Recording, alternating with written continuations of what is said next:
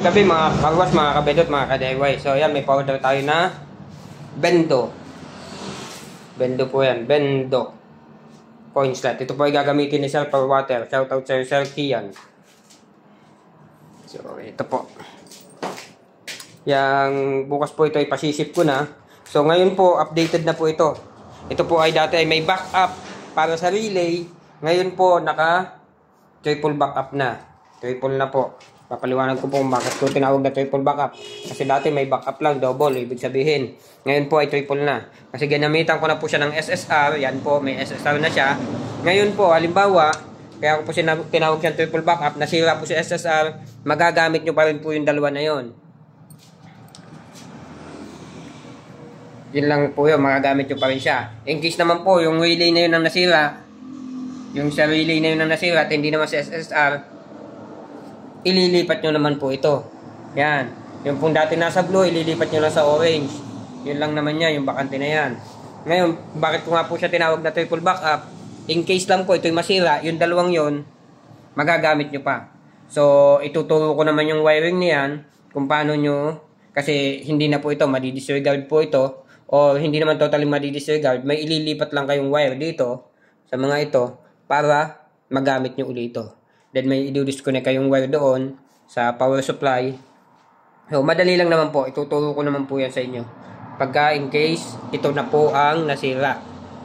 So magagamit pa rin yung dalawa. So ibig sabihin po triple relay po yan. Kaya triple backup.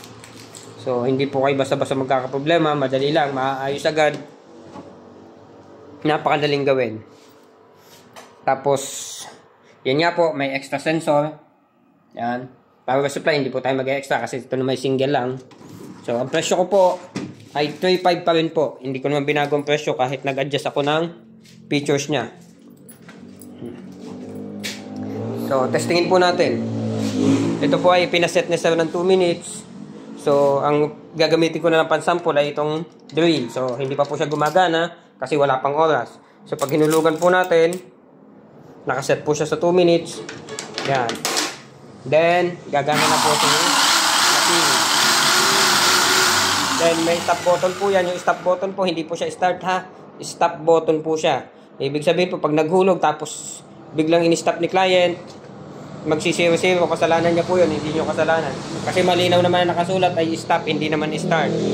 Then, may sinasama po ako dyan pangkapit na, kinakapit lang po ito ng rugby.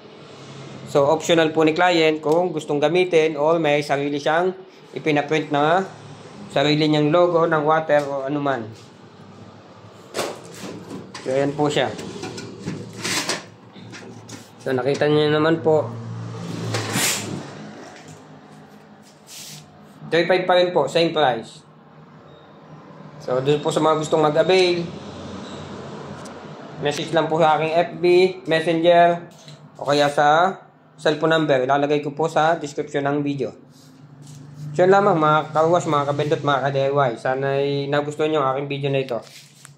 O kung may gusto kayong matutunan, pwede naman po magtanong. Pag may time po ako, igagawa ko ng video. Yung alam po, talagang medyo tambak pa po ang pa-orders. So may new sets na naman tayong pa-order ng 3-in-1. So busy po ulit. Tapos inumpisahan ko na pong gawin ang aking car wash.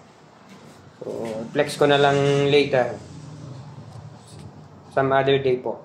Yun lamang mga kawas, mga kabendot, mga ka-DIY. Please like, subscribe, and comment. Thank you.